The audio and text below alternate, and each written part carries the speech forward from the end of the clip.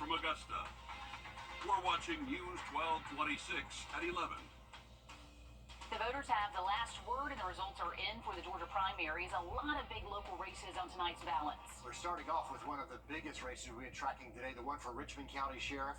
The incumbent, Richard Roundtree, took an early lead, but in the end, it might not be enough to avoid a runoff. Sheriff Roundtree had two challengers for the Democratic ticket on the ballot today. Sheriff Roundtree led with more than 11,000 votes, but at 49% of the vote, he looks to be heading for a runoff with Eugene Gino Brantley, who earned more than 6,000 votes. Bo Johnson finishing that race with more than 5,000 votes. Our Craig Allison live on Lumpkin Road. He's been following this race for us all day. So, Craig, tell us what's the reaction so far? Well, so far, again, no word from Sheriff Roundtree himself, but we did just get word from Gino Brantley's campaign manager. Quote, "We want to thank the citizens of Richmond County. We will continue to work to earn your vote. This community deserves a sheriff that is accessible, active, approachable, and I will work just as hard as sheriff as I have during this election." And there you have it. They're getting ready to start that off, as well as reaching out to independent Richard Dixon, who's working for that November ballot. Deadline of July 9th. For those 6,700 signatures. He says he's about 57% in, and so seeing tonight's results, seeing tonight's work, he says the work has just started when it comes to getting involved, getting into that race. But that's everything that's going on with the sheriff's race here, and for the final time in Augusta, on your side. All right, Craig's last show with us. He will be missed. Craig, thank you for that. As a reminder, Richard Dixon is also running for sheriff. He'll be on the ballot this November as an independent if he gets enough signatures.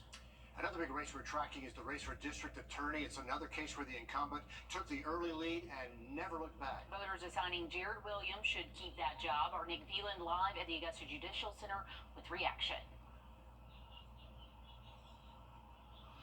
Yeah, well, Jared Williams started the day very confident that he would be remaining the district attorney for the Augusta circuit for another 4 years, and he did just that by getting more than 17,000 votes. He said in a statement that he thanked those who did vote for him, and then also said, for those who did not vote for me, I want to have zero doubt that I still serve you. I believe we want the same things: a safer community, a fairer system of justice, a better place to raise our families. I ask you to look past politics or personalities and stand with me, my staff, and I need all of our effort, focus, and energy to fight crime, not political battles, and stand with us as we stand up for you in the courtrooms week in and week out. And he also finished by saying he's going to sleep tonight to prepare for court on Friday, and then also for the next 4 years. Okay, a decisive victory for the incumbent district attorney. Nick Veland live for us. Thank you. 5 Augusta commissioner positions on the ballot as well. A lot of newcomers on the ballot. Yeah, there's going to be some change at City Hall there. Our Sydney Hood is live for us in the studio, breaking down some of these results tonight. Some interesting races. Yeah, Richard, like you said, we're going to be seeing some new faces on commission as well as some returning faces. Starting with District 1, Jordan Johnson managed to keep his seat with about 56% of the vote. Down in District 3, Catherine Smith McKnight managed to keep her seat with 68% of the vote. And then here's one of those new faces. D.C. Clark managed to snag that District 5 seat from the incumbent, Bobby Williams. District 7, you were going to get a new commissioner regardless of what happened tonight. Your new commissioner, again, this is Sean Frantum's seat, but your new commissioner will be Tina Slendak. She managed to snag that victory with 63% of the vote. And then down in District 9, Francine Scott managed to keep her seat with about 64% of the vote. But I want to take you back up to this District 5 seat. Take a look at this close margin right here. This was a super close race. D.C. Clark winning this seat with about 200 votes from Bobby Williams. We caught up with D.C. Clark at his watch party tonight to discuss his plans for the future in this district. When it comes to beautifying our city, we need to do a better job with that. So I'm definitely going to work together to establish, priority lists of challenges and tasks in my commission district, but not only just in my district, and others as well. Clark finished by saying he was going to rest tonight and get up early tomorrow morning, start cleaning up all those election signs you see across the city. So again, some new changes coming over to commission pretty soon. All right, some new blood, a veteran, an activist in the community. Congratulations to newcomer DC Clark. Another big item is the vote allowing the Augusta mayor to vote at commission meetings. More than 20,000 people said yes to it with a resounding yes. More than 7,000 turned it down. On to the race for Congress now. It's the 12th district seat held now by Representative Rick Allen. A couple of Democrats competing tonight to run against Allen this fall. Elizabeth Johnson defeating Daniel Jackson. And then Georgia State House District 131. 5 Republican candidates on this ballot. Rob Clifton in the lead, but with only 49%. That may not be enough to avoid the runoff with Paul Abbott. Russell Wilder, Benjamin Carnes, and David Byrne rounding out those top 5. In Columbia County School Board District 4, that's Kate Allen over Leanne Meyer. Columbia County Commission District 3 with Michael Caraway defeating Ricky Meredith Sr. And then Commission District 2 with Trey Allen over Mark Peterson. For more election results, go to our website, wrdw.com.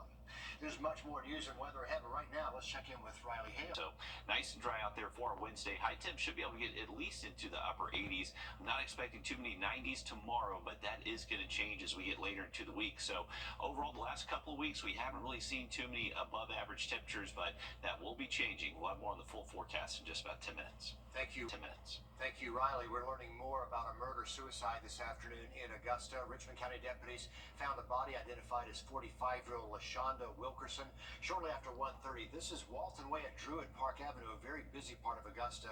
Then about an hour later, deputies found the suspect's car over at Pendleton King Park. That's only about a 5-minute drive away.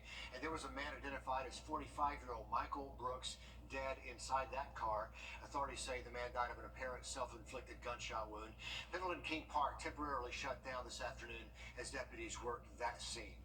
Richmond County deputies still need your help finding a missing teen last seen in December. 13-year-old Jamani Barker was last seen on Spicewood Drive. She doesn't have any known medical problems, but anyone who knows where she might be, call deputies. 2 South Carolina teens have died after challenging each other in a group chat to jump off a bridge into a lake. Pickens County deputies say the 2 challenged each other Saturday night. Deputies say one of the boys jumped in and went into distress, then the other jumped in to try to save him. Both went under the water. That's when another teen with them called 911. The teens were found on Monday morning. They were not planning to come swimming. Just I heard someone post on WhatsApp as a challenge to jump the bridge. It's been like a challenge that's going on, someone jumped the bridge. They were not planning to come here. It just happened. The school district says it is heartbroken over their deaths, and counselors are available for students the rest of this week. The Biden administration helping more U.S. military veterans that will be up for a vote in November. This new meeting is at the South Aiken High School. That'll start at 6 p.m. New at 11, South Carolina Governor McMaster recognizing Bamberg County Trooper B.A. Frazier. Today, the governor held his 2nd annual Governor's Law Enforcement Officer of the Year ceremony. Trooper Frazier was shot after pulling over a car back in April for a speeding violation. This was along U.S. 78. A Bamberg County deputy was in the area and helped Frazier after the suspect, Derek Gaithers, drove away.